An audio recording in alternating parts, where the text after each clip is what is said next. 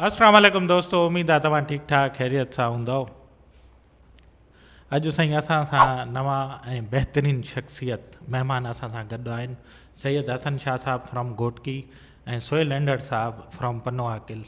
ऐं उन सां गॾोगॾु अॼु हिननि सां पॉडकास्ट करण जो ईअं सम्झो मुंहिंजी दिली ख़्वाहिश पूरी थी आहे। उहो इन जे करे हे नौजवान आहिनि ई आहिनि, उन सां गॾोगॾु हिकिड़ी सियासी पार्टी में उहिदेदारान भी आहिनि। उहे बि तव्हांखे मां अॻिते हली ॿुधायां थो। अॻ में भलीकार कयूं था। अस्सलाम वालेकुम हसन साहब। जी वालेकुम सलाम, वॾी महिरबानी ज़फ़र भाई, तमामु घणी महिरबानी। वालेकुम सलाम, महिरबानी सर। साईं, मां दोस्तनि खे ॿुधाईंदो हलां त हे पीपल्स यूथ ऑर्गेनाइज़ेशन जा डिवीज़न ते जनरल सेक्रेटरी ऐं deputy general secretary Sohail Andar साहब असां सां गॾु आहिनि। अॼु मां हिननि खां सवालात कंदुमि त नौजवान कीअं माना सियासत में अचनि ऐं उन्हनि जो छा किरदारु आहे। छो त अॼुकल्ह जेके बि तव्हां नवां लीडर्स वग़ैरह ॾिसो था क़ौमी लेवल ते या इंटरनेशनल लेवल ते, पर उहे नंढपण खां ई शुरूआति कनि। अॼु जेके तव्हां हे ॾिसो था यूथ जा उहिदेदारान आहिनि, अॻिते हली इनशाला सूबाई लेवल ते पाकिस्तान लेवल ते तव्हांखे चहिरा नज़र ईंदा। त मुंहिंजो पहिरियों सुवालु हसन शाह साहब खां आहे। त हसन शाह साहब, तव्हां सेक्रेटरी जनरल सेक्रेटरी आहियो, त इहो थोरो ॿुधायो त तव्हांजी माना जर्नी कीअं स्टार्ट थी। वॾी महिरबानी, तमामु सुठो सुवालु आहे। शुरूआती जेको असांजो टाइम हुयो त असांखे जुस्तजू जो शौक़ु हुयो त नौजवान जे लाइ असां कुझु करे सघूं।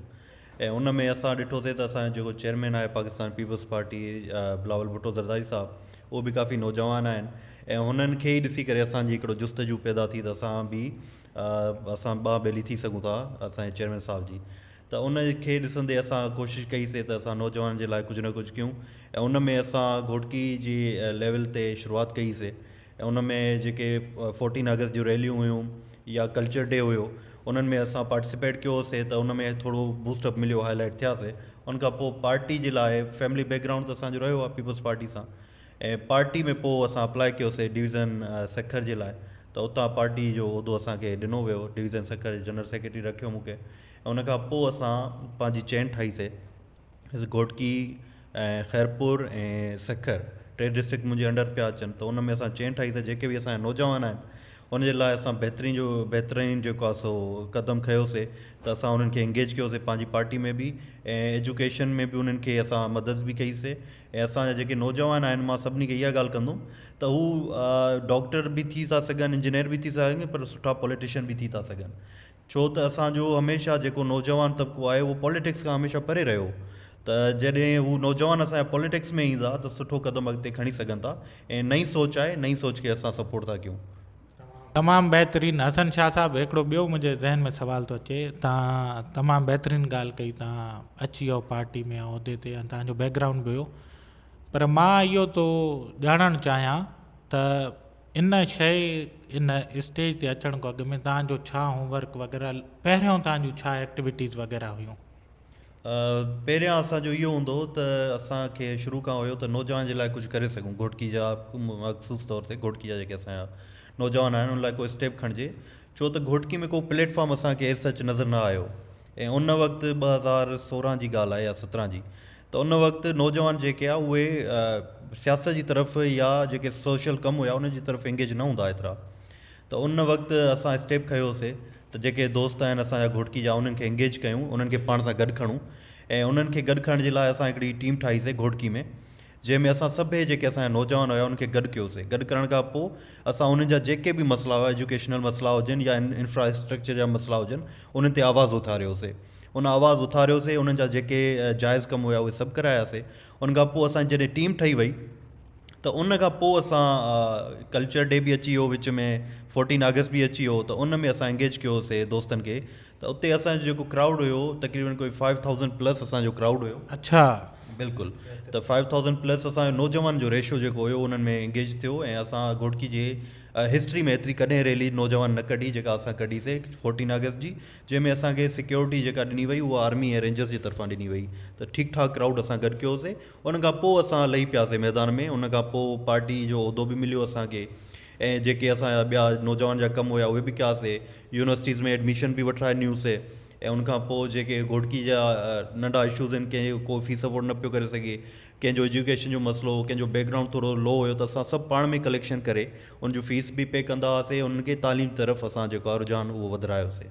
तमामु बहितरीनु। ऐं हिते ई साईं असां सां हिकिड़ो ॿियो महिमान बि असांजो दोस्त पिणी प्यारो सोहिल एंडर साहब बि गॾु आहे। सोहिल साहब कहिड़ा हाल आहिनि? अल्हम्दुलिल्लाह सर, तव्हां ॿुधायो ठीकु आहियो? अल्हम्दुलिल्लाह ठीकु ठाक। ऐं तव्हां ॿुधायो तव्हांजी कीअं जर्नी रही? तव्हां माना पार्टी में अचण खां अॻु में तव्हांजूं कहिड़ियूं एक्टिविटीज़ हुयूं, छा तव्हांजो माना उन टाइम तव्हां पंहिंजे सिटी में एक्शन्स कया पे?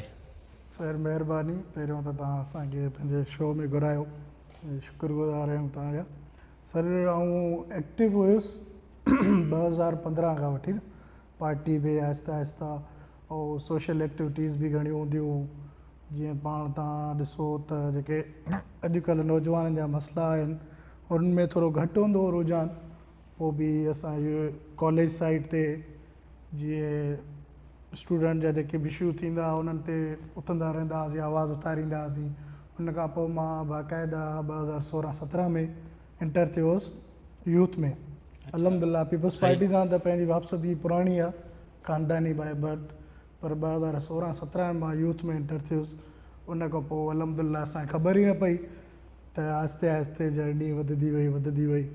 चेयरमैन साहब बि नौजवान आहिनि, पोइ वरी उहिदो बि मिलियो पार्टी में। ऐं तव्हां ॿिन्ही खां मुंहिंजो हिकिड़ो ॿियो सुवालु आहे। तव्हां जीअं माशाल्लाह चयो त उन टाइम जीअं हसन शाह साहब चयो त असां नौजवाननि जा ॿांह ॿेली थियासीं, जीअं तव्हां ॿुधायो त तव्हां पंहिंजे सिटी में कमु शुरू करे ॾिनो ऐं माण्हुनि खे जेतिरो थी सघे हेल्प आउट कम्यूनिटी वर्क तव्हां स्टार्ट कयो।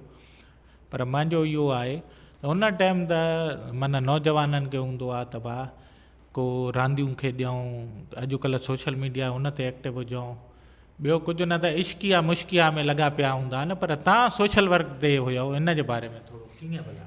इहो साईं ॾाढो ॾुखियो सुवालु कयो तव्हां। ऐं असांजो जेको दौरु रहियो उन वक़्तु ज़ाहिर आहे इहे शयूं हुयूं, नओं फ़ोन जो दौरु बि हुयो, मोबाइल जो नओं दौरु हुयो। ऐं असां वरी मोस्टली रहिया आहियूं हॉस्टल लाइफ में। त जॾहिं असां रहंदा हुआसीं इस्लामाबाद में पढ़ियाऊं त उते हॉस्टल में रहियासीं, त हॉस्टल में न को अमीर आहे न को ग़रीब आहे, सभु इक्वल आहिनि। त उते इहे शयूं असां ॾिठियूंसीं त हिते जेको आहे हॉस्टल में असांखे पंहिंजा सॼा कमु पाण पिया करणा पवनि। त उतां असां ॾिठोसीं त भई लाइफ जेका आहे उहा पाण खे ई सेटल करणी आहे। ऐं उहो मक़सदु खणी करे असां घोटकी में बि जॾहिं वापसि आयासीं त असां ॾिठोसीं त हितां जा बि छोकिरनि खे को लाइफ जेको आहे शेड्यूल न हुयो। त पोइ असां उनखे एंगेज इन तरह कयोसीं त बाबा सभु पंहिंजा कमु पाण करणा आहिनि, वॾनि ते एतिरो डिपेंड न करिणो आहे। त उन में स्ट्रगल कईसीं ऐं उन्हनि ते ई जेको आहे सो उन्हनि खे सपोर्ट बि कयोसीं। त गॾिजी करे असां रांदियुनि सां गॾोगॾु जेके असांजो एजुकेशनल कमु आहे उन्हनि ते बि गौर वीचार कयोसीं। थैंक यू ज़फ़र भाई। असल में इहा उमिरि हूंदी आहे, हक़ीक़त आहे तव्हांजी चवणु सही आहे त इहा आशिक़ माशूक़ी जी हूंदी आहे या को ॿी एजुकेशन तरफ़ थोरो रवानगी हूंदी आहे। पर मुंहिंजो बैकग्राउंड पार्टी सां ॾिसी करे वॾनि खां पोइ अल्हम्दुलिल्लाह एक्टिविटी हूंदी, काॾे वञणु पार्टी प्रोग्राम्स में, पोइ उन खां पोइ आहिस्ते आहिस्ते रुझान वधंदो वियो पार्टी में असांजो। तमामु बहितरीनु। ऐं सोहिल साहब जेतिरी मूंखे ॼाण आहे तव्हां इलेक्शन बि कॉन्टेस्ट कई आहे, उहो तव्हांजो कीअं एक्सपीरियंस, यंग उमिरि में तव्हांखे कीअं ख़्यालु जाॻियो त पंहिंजे तर में? ऐं आई एम श्योर जेको अॻियो ऑलरेडी एग्ज़िस्टिंग हूंदो, आई एम श्योर उहो पावरफुल हूंदो, को एतिरो हल्को माण्हू न हूंदो तव्हांजे मुक़ाबले में, पर तव्हांखे एतिरो हौसलो हिमत कीअं आई? सर वॾी महिरबानी। सर ऐं वाइस चेयरमैन ते मां अप्लाई कयो पार्टी जे हिसाब सां लोकल बॉडीज़ में। पोइ उनजे बावजूदि फ़िलहालु मुंहिंजो को एॾो न हुयो इंट्रस्ट, त यार न इनखे थोरो सीरियस वठिजे या कुझु बि। उन खां बावजूदि माना मूंखे जे पार्टी लो वाइस चेयरमैन न ॾेई सघी, उन खां पोइ काउंसलर ई ॾिनो, त पोइ मूंखे बि माना हिकिड़ो जज़्बो अची वियो त यार बिल्कुलु पार्टी मूंखे हिन उमिरि में फस्ट टाइम माना मुंहिंजी इलेक्शन उहा बि तीर ते कंटेस्ट कयां थो पियो, त इहा मुंहिंजे लाइ वॾी फ़ख़ुर जी ॻाल्हि हुई। त पोइ अल्हम्दुलिल्लाह आहिस्ते आहिस्ते पोइ इलेक्शन में कैंपेन बि कईसीं सुठी, ऐं उन खां अलावा अपोज़िट उम्मीदवार बि हुआ उनजे साम्हूं। कॾहिं ज़िंदगी में एतिरा वोट न कया पीपल्स पार्टी जिथे मां कंटेस्ट कयां पियो, त अल्हम्दुलिल्लाह जॾहिं मां बीठो हुउसि एज़ अ नौजवान त वॾी ख़ुशी जी ॻाल्हि आहे त मां एतिरा वोट कया। तमामु बहितरीनु। ऐं हाणे मूंखे हिकिड़ो ॿियो सुवालु हिते अचे थो, तव्हां हाणे माशाल्लाह आहियो ऐं ग्राउंड सां बि जुड़ियल आहियो, भई यूथ सां बि अटैच आहियो, ऐं आई एम श्योर तव्हां मसइलनि सां बि वाक़ुफ़ु हूंदव। तव्हांजे ज़हननि में उहा कहिड़ी शइ आहे, कहिड़ा प्लैन्स आहिनि, अगरि तव्हांखे अॻिते हली इनशाला मौक़ो मिले, ठीकु आहे, सूबाई लेवल ते, तव्हां हाणे हिन वक़्तु डिस्ट्रिक्ट डिवीज़न ते आहियो, ठीकु आहे, इन खां मथे अगरि सूबाई लेवल ते मिले त तव्हांजा छा प्लैन, छा इरादा आहिनि? असां वटि हिन वक़्तु जेको आहे जॉबलेस रेशियो तमामु घणो आहे यूथ में, ऐं जॉबलेस हुजण जे करे जेके असांजा नौजवान आहिनि उहे दर बदर भटकनि था, अप्लाई करनि था प्राइवेट नौकिरी जी तरफ़ घटि, बल्कि गवर्नमेंट जी तरफ़ घणो उन्हनि जो रुझान आहे, पर उते असां वटि एतिरियूं जेके आहिनि वैकेंसीज़ आहिनि कोन जो असां सभिनी नौजवाननि खे ॾेई सघूं। त असां जेकॾहिं इन फ्यूचर सूबे ते अची था वञूं त वधि खां वधि कोशिशि कबी त जॉब्स जेके आहिनि उहे क्रिएट कजनि।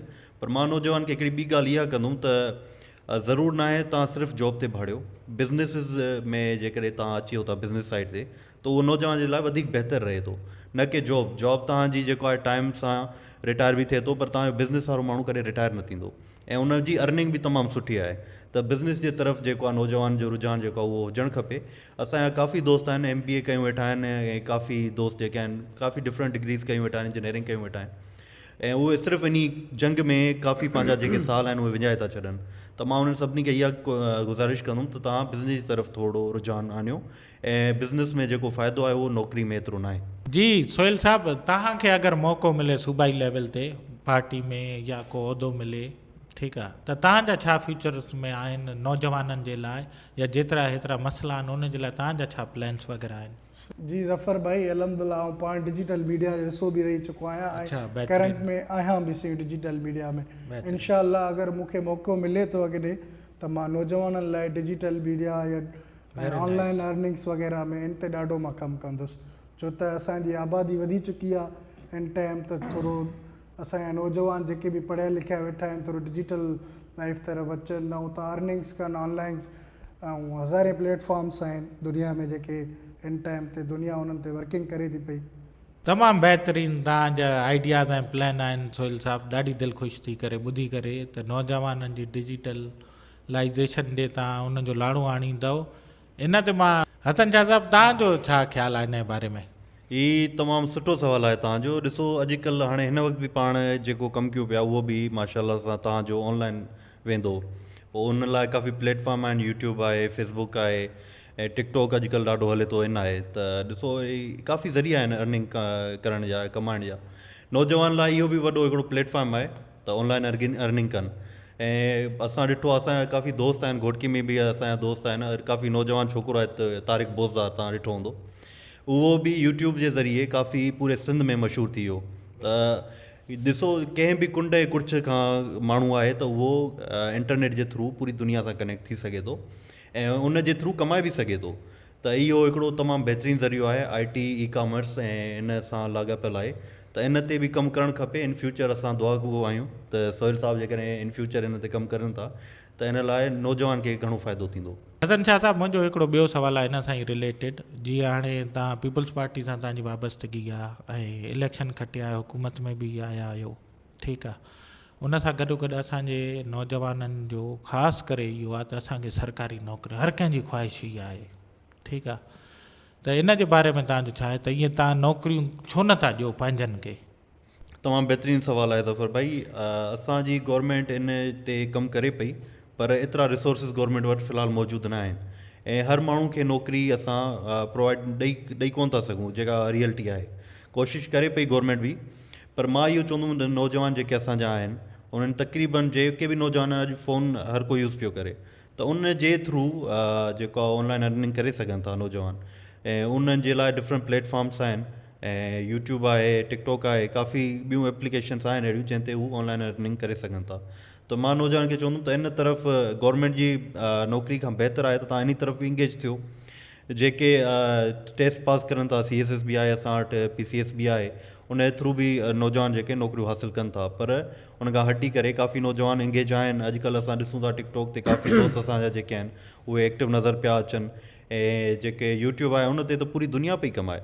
त नौजवान खे इहो मैसेज ॾींदुमि त यूट्यूब जे ज़रिए तव्हां पंहिंजे ॻोठ जो रहण करण बि ॾेखारे सघो था, ऐं पंहिंजो जेको बिज़नेस आहे उनखे बि हाईलाइट करे सघो था। त काफ़ी मौक़ा आहिनि, ऑनलाइन माण्हू कमाए सघे थो। बिल्कुलु तमामु बहितरीनु ऐं तव्हां ॿिन्हिनि जे लाइ मुंहिंजूं नेक ख़्वाहिशात आहिनि। इंशाल्लाह तव्हां अॻिते हली हिकिड़ा नामवर लीडर थियो, मुंहिंजी दिली ख़्वाहिश आहे ऐं ॾाढी ख़ुशी थी। Thank you so much for giving me time. बसि दोस्तों हाणे तव्हां खां इजाज़त वठंदासीं। पंहिंजो प्री प्यारनि जो ख़्यालु रखिजो। अलाह हाफ़िज़, महिरबानी, थैंक यू।